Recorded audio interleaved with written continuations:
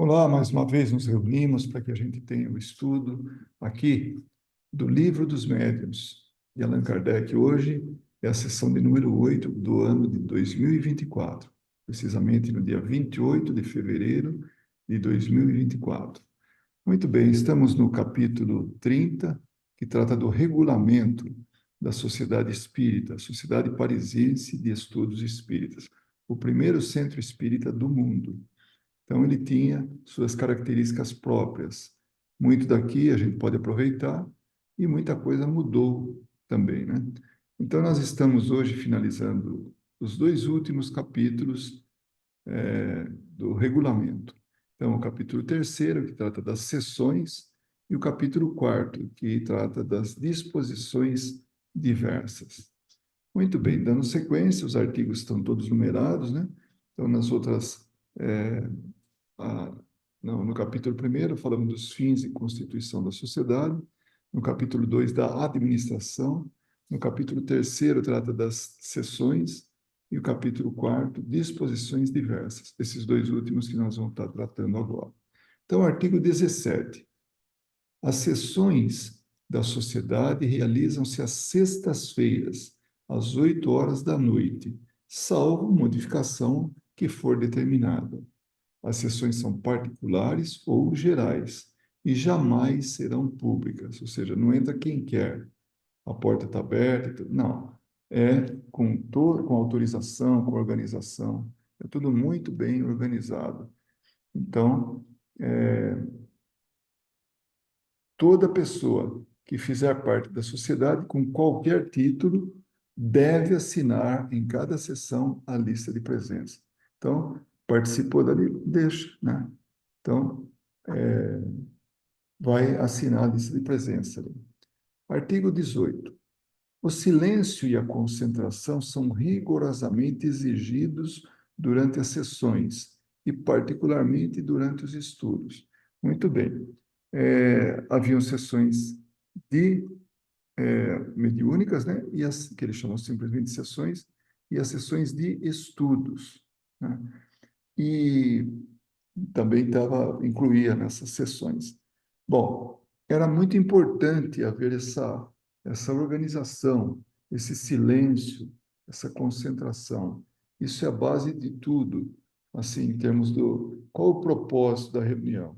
Então, além do propósito ser elevado, havia então respeito, né?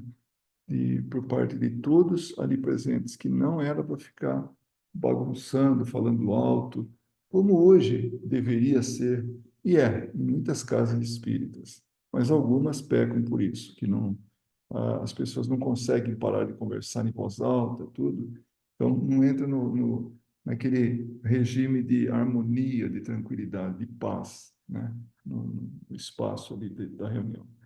Ninguém pode usar da palavra sem permissão do presidente. Lembrando que o presidente era Kardec naquela época. Então, ele controlava tudo ali. Mais tarde, nós vamos saber o motivo de todo esse controle que a gente vai vendo através do estudo. Todas as questões dirigidas aos espíritos serão feitas por intermédio do presidente, que pode recusar-se a fazê-las de acordo com as circunstâncias. Então, o presidente é aquele que faz a pergunta para os espíritos, ninguém mais. A benefício da ordem, a benefício da organização. Então, ele vai fazer ou não a pergunta aos espíritos, as perguntas que foram encaminhadas ao presidente, né? São rigorosamente proibidas todas as perguntas fúteis de interesse pessoal ou simples curiosidade, ou feitas com aquelas que não tiverem um fim de utilidade geral. O ponto de vista, utilidade, né, que não tiverem um fim de utilidade geral, o ponto de vista dos estudos. Então, tudo ali tinha um propósito. Não podia fazer perguntas fúteis, interesse pessoal. E aí, eu vou me dar bem no próximo emprego? Posso mudar de emprego? Né? Eu gostaria de casar com fulana. Ela é uma boa esposa? Eu posso casar com ela? É tudo futilidade, né? São igualmente proibidas todas as discussões que se desviem do objetivos em causa. Nós, como bons brasileiros, a gente começa com um assunto e termina com outro, né? Então, é muito importante ter um rigor nisso. O assunto pertinente, esse sim, todas as perguntas, os comentários devem ser feitos baseados nesse material de estudo. Artigo 19. Todo membro tem o direito de pedir que seja chamado à ordem que aquele que se afaste das conveniências durante a discussão ou que perturbem as sessões de qualquer maneira. Está interferindo, está interrompendo, uma pessoa que não está preocupada com a harmonia, o aprendizado que aquela sessão pode oferecer, então não pode, né? Então, qualquer um pode mandar parar essa discussão. E e o pedido será posto a votos imediatamente, e uma vez aprovado, será inscrito na tela. 3 advertências no espaço de 1 ano acarretam a eliminação do membro, qualquer que seja o seu título. Está incomodando, está perturbando, não vai ficar na sociedade espírita, essa de Allan Kardec. Então, isso era parte do regulamento. Artigo 20. Nenhuma comunicação espírita obtida fora da sociedade pode ser lida sem ter sido submetida ao presidente ou à comissão, que podem aprovar ou não a sua leitura. Claro, se não for lida, não vai ser incluída na ata. Se for lida, sim, seria incluída. Mas, para que não haja comunicações falsas ou comunicações que venham contra os princípios doutrinários, então não vai ser lido. Então, mensagem de fora não entra na sociedade parisiense. Uma cópia de cada comunicação procedente de fora, cuja leitura foi autorizada, deve permanecer nos arquivos. Então, foi lido, fez parte daquela reunião, vai para a ata. Todas as comunicações obtidas durante as sessões pertencem à sociedade. Então, o espírito deu uma comunicação, normalmente escrita, né, naquela época, aquilo ficava, era propriedade da sociedade. Agora, os médios que as receberam podem tirar cópias. Então, não sei como é que era a cópia naquela época lá, né? Mas havia cópia, sim. Talvez fosse transcrita. Mas o importante era a mensagem. Então, os próprios médios que receberam a comunicação, eles não tinham o direito de levar o original, levar uma cópia. Artigo 21. As sessões particulares são reservadas aos membros da sociedade e se realizarão na primeira, na segunda e, se for possível, na quinta sexta-feira de cada mês. Lembrando que as reuniões eram às sextas-feiras. Primeira, segunda ou a quinta. Então, essas sessões particulares, né, membros da sociedade, eles podiam fazer essas reuniões. A sociedade reserva para sessões particulares todas as questões concernentes à sua administração, bem como as matérias de estudo que reclamem maior tranquilidade e concentração, ou que ela julgue conveniente aprofundar antes de tratá-las na presença de pessoas estranhas. Então, tudo era avaliado, tudo era realmente passado pelo crivo de Allan Kardec, porque não havia desejo de que houvesse uma contaminação por parte de outras doutrinas ou seitas, o que fosse, né? Tem o direito de assistir às sessões particulares, além dos membros titulares e dos sócios, os membros correspondentes de passagem por Paris e os médiuns que prestem o seu concurso à sociedade. Então, eles só poderiam participar os membros titulares e sócios. Os membros correspondentes também, que eles eram de fora, então tinha a possibilidade, estava passando por Paris, podia participar, né? E também os médios que prestassem o concurso, né, ajuda à sociedade. Nenhuma pessoa estranha será admitida a sessões particulares, salvo os casos excepcionais e com o assentimento prévio do presidente. Então, não era aberto ao público. E se era alguém que era de fora, que seria o equivalente a um público, né, sem nenhum vínculo com a sociedade, tinha que passar pelo crivo do presidente, que era Allan Kardec. Artigo 22. As sessões gerais são realizadas nas segundas, quartas e sextas-feiras de cada mês, né? As sessões gerais da sociedade autoriza a administração de ouvintes estranhos que podem assisti-las temporariamente, sem delas fazerem parte. Então, eles não tinham voz ativa. Então, era só ouvir, só saber o que estava acontecendo. Essa autorização pode ser suspensa quando ela julgar conveniente. Quando a sociedade achar que deve, não entra estranho. Ninguém pode assistir às sessões como ouvintes, sem ter apresentado ao presidente, por um membro da sociedade, que se torna fiador de seu interesse em não causar perturbação sem interrupção dos trabalhos. Então, se havia algum ouvinte, ele tem que passar pela consulta ao presidente, né? Por um membro da sociedade, que acaba se responsabilizando, se torna um fiador, né, do seu interesse. E para que justamente não houvesse um controle, para não causar perturbação, nem a interrupção dos trabalhos. O artigo 23, todos os membros da sociedade lhe devem o seu concurso. Em consequência, tem o dever de recolher no seu respectivo círculo de observações os casos antigos ou recentes que possam ter ligação com o espiritismo e os comunicar. Então, né, tendo esse conhecimento, né, de casos antigos ou recentes que tenham a ver com o espiritismo, então ele comunica ao presidente. Ao mesmo tempo, deverão informar-se, quando possível, da notoriedade desses casos. Então, é realmente espírita? Então, pega esse artigo e leva para a sociedade espírita, para discussão, para estudo e eventual presença. Tem igualmente o dever de anotar todas as publicações que possam ter uma relação mais ou menos direta com o objetivo de seus trabalhos. Então, naquela época não tinha livros como tem hoje.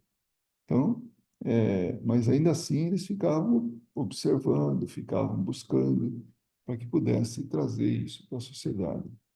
Artigo 24.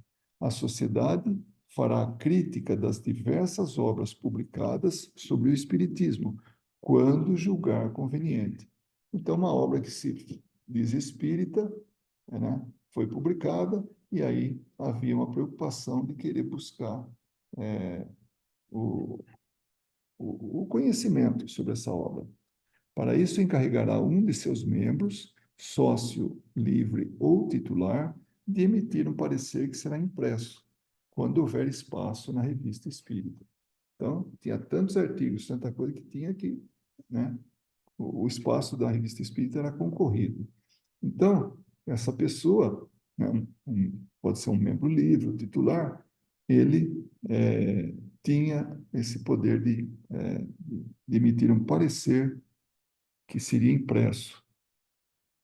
Naturalmente que quando houvesse espaço na revista espírita, né? A sociedade só admite como ouvintes as pessoas que desejam tornar-se membros ou que se interessem pelos trabalhos e já estejam suficientemente iniciadas na ciência espírita para compreender o que se passa. Então, esses ouvintes podem, né, fazer parte, né, desde que demonstre esse interesse ou tenha conhecimento inicial já que possa receber. Porque Kardec achava que as reuniões não convenciam ninguém.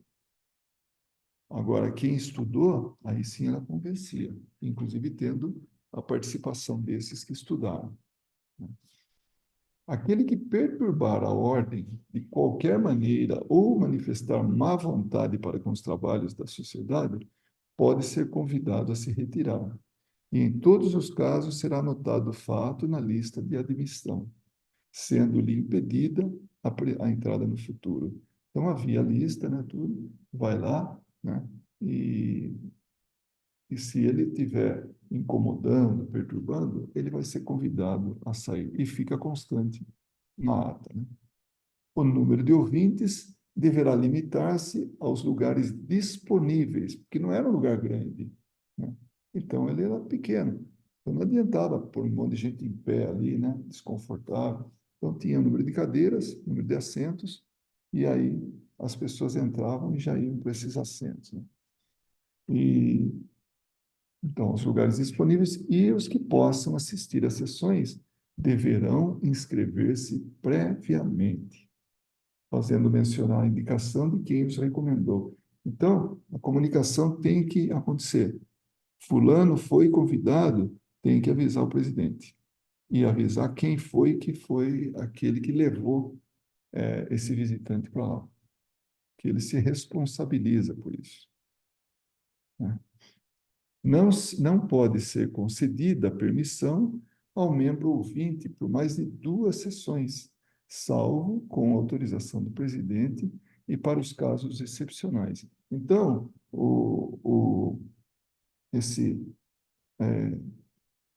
essa pessoa, né, que é um membro ouvinte somente, o único vínculo que ele tem é escutar lá e pronto, né? Não colabora com mais nada, né? Ele, é, ele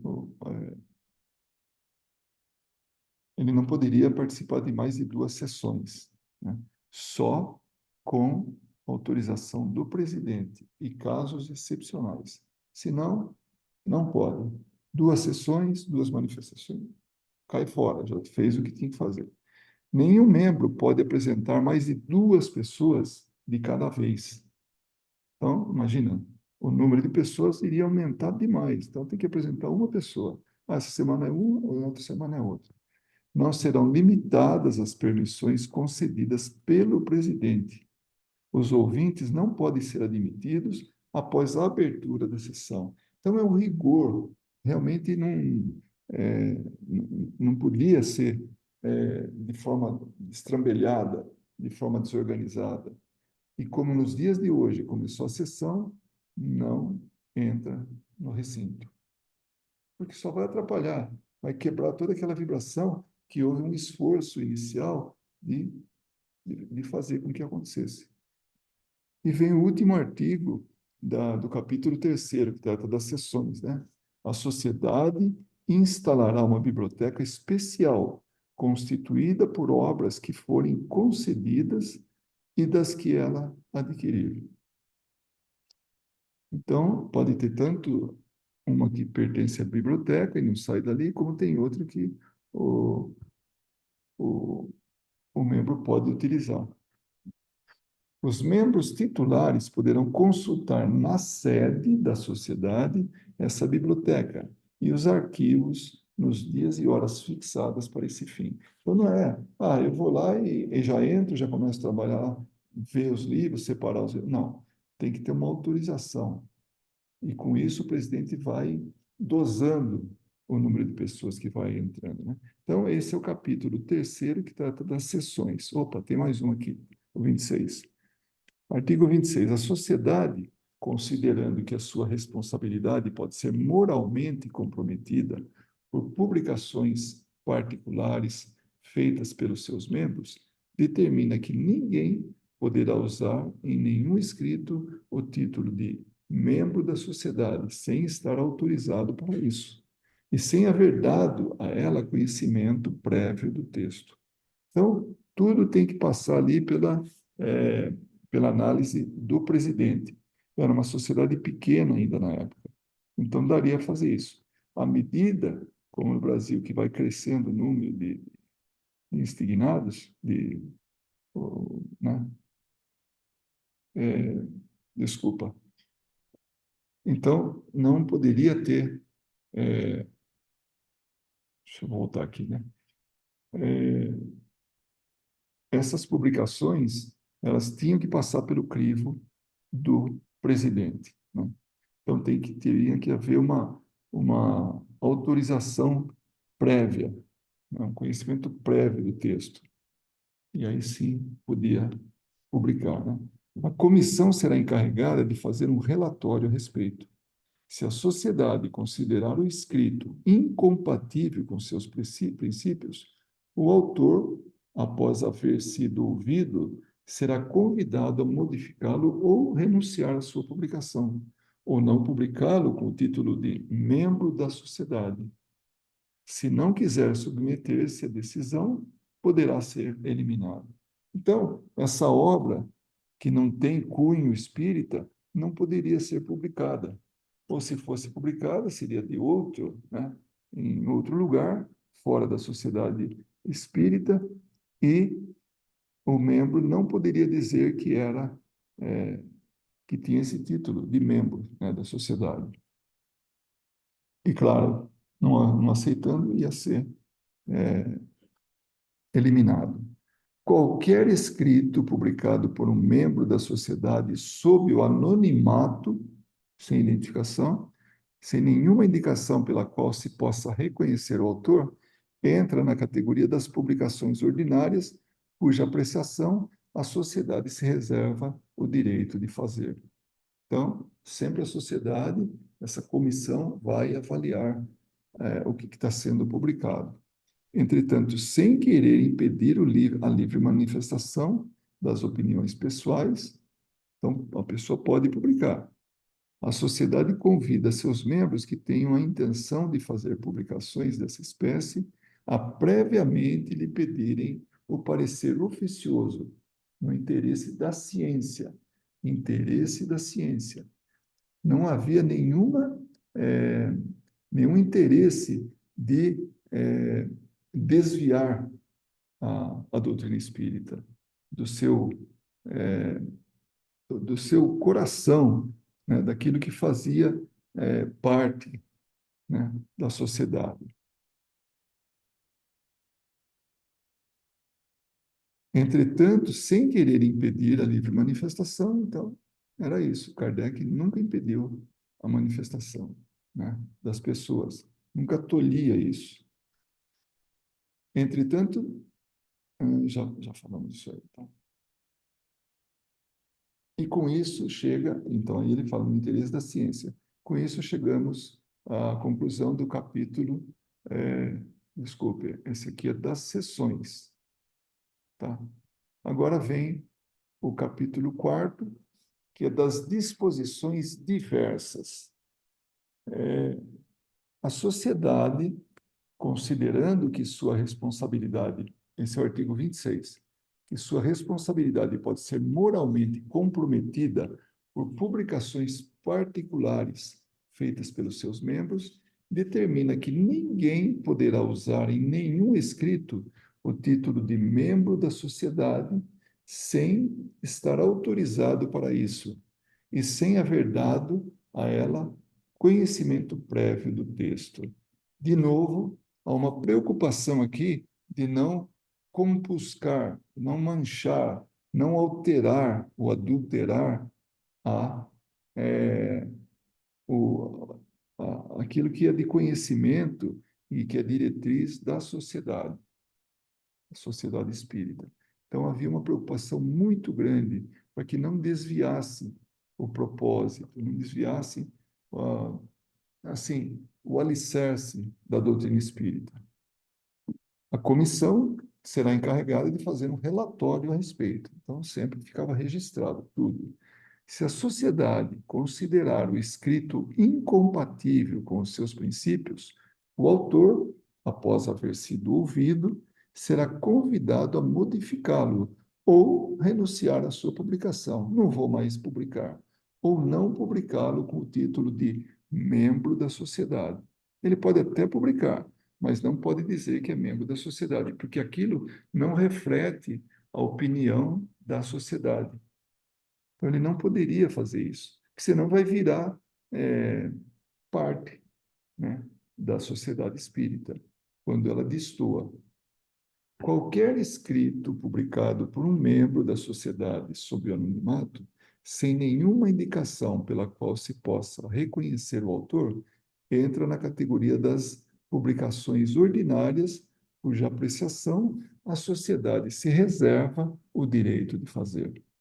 Então, a sociedade tem esse direito de ver o que está escrito ali, de ver o texto, né? O trabalho. A publicação. Entretanto, sem querer impedir a livre manifestação das opiniões pessoais, a sociedade convida seus membros que tenham a intenção de fazer publicações dessa espécie a previamente lhe pedir, ó, vendo que esse aqui já foi lido, né? No interesse da ciência. Artigo 27.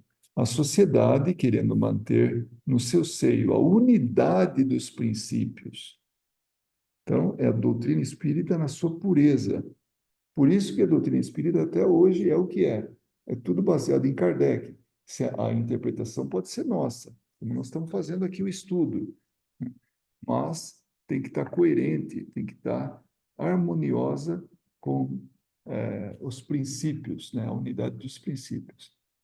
Então, a sociedade querendo manter no seu seio a unidade dos princípios e o espírito de benevolência recíproca, poderá eliminar todo membro que se transforme em causa de perturbação ou que se manifestar em hostilidade aberta contra ela por meios de escritos comprometedores para a doutrina, de opiniões subversivas ou por um procedimento que ela não possa provar. Então, se fosse nos dias de hoje, haveria um monte de mensagens, todas elas falsas, né? Então, é muito importante que haja um controle disso, através da, assim, do estudo prévio, do conhecimento, da leitura prévia, né? A eliminação não será feita, entretanto, senão depois de uma advertência sem efeito e após ouvir o membro inculpado, se este quiser explicar-se. Então, ninguém era expulso de cara, no mesmo dia, na mesma hora. Não. Só se cometesse um crime, né? Mas não era o caso. É, então, essa eliminação, ela era feita após advertências, né? E a decisão será tomada em escrutínio, né, em voto secreto, por maioria de 3/4 dos membros presentes. Então, tinha que ter 3/4, né, e tinha que ser maioria, ou seja, metade mais um. Artigo 28. Todo membro que se retire voluntariamente no decorrer do ano não pode reclamar a devolução das diferenças de seu pagamento de cota. Essas diferenças serão reembolsadas no caso de eliminação feita pela sociedade. Se a sociedade eliminou o membro, então aí sim ela paga aquele saldo ainda que ficou lá, que seria aproveitado nos próximos meses. Ela vai e devolve o dinheiro para esse ex-membro agora, né? Artigo 29 das disposições diversas. Esse regulamento poderá ser modificado se necessário. As propostas de modificação só poderão ser feitas por intermédio do presidente, ao qual serão transmitidas no caso de serem aceitas pela comissão. A sociedade, sem modificar o seu regulamento nos pontos essenciais, pode adotar as medidas complementares que achar conveniente. Então, ela tem uma certa flexibilidade, desde que seja importante, desde que esse regulamento se mantenha nos pontos essenciais e venha ter essas medidas complementares. O tradutor faz uma observação com relação a esse regulamento da primeira casa espírita, o primeiro centro espírita do mundo. Este regulamento, como se vê, é um modelo de prudência. Então, é isso que ele está preservando, está sendo prudente para preservar a integridade do centro da sociedade espírita, prescrevendo as medidas necessárias à preservação da sociedade. Então, Esse era o objetivo, né? Era prescrevendo as medidas necessárias à preservação da sociedade. Aí ele cita que essa sociedade era a primeira instituição espírita do mundo, né? Sem quebrar os princípios democráticos indispensáveis à verdadeira caracterização das entidades espíritas.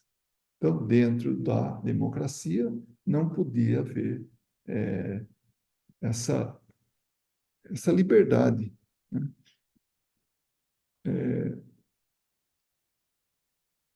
Todas a liberdade de expressar, de falar sobre essa doutrina, né? Todas as suas prescrições objetivam, acima de tudo, a defesa do espiritismo. Então, era isso. Todo o tempo estava defendendo a integridade do espiritismo, sem incorrer nas medidas personalistas, das restrições do espírito de grupo ou de continuismo administrativo. Essa defesa do espiritismo era para evitar aquilo que se fala brincando aí informalmente de espiritismo à moda da casa. Ou seja, cada centro espírita tem a sua maneira de trabalhar e não nem sempre de acordo com Kardec. Então, isso era, por isso tinha, né, nesse regulamento, a defesa do espiritismo. Era bem claro isso. Ainda hoje e por muito tempo, esse regulamento pode servir de modelo e, com muito proveito, a elaboração dos estatutos de instituições doutrinárias realmente integradas nos princípios espíritas. Realmente integradas nos princípios espíritas. Essa era a preocupação de Kardec, de manter a unidade, né? De manter essa cada centro com a sua maneira de entender, mas sempre fundada em Kardec, para que houvesse essa integração. Então, esse era o nosso estudo de hoje. Terminamos o capítulo 30, que trata do regulamento, e agora a próxima sessão, do dia 6 de março, sessão de número 9, 2004, vai tratar das dissertações espíritas.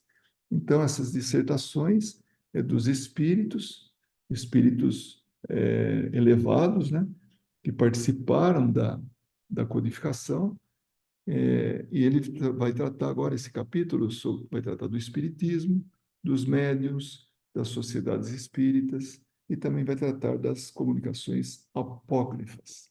Então, era isso aí que a gente tinha para oferecer hoje, para o estudo da noite de hoje, e eu agradeço essa, pela oportunidade, né, de estar aqui fazendo essa, esse estudo, né? Agradeço, peço a Jesus que abençoe a todos, que possam realmente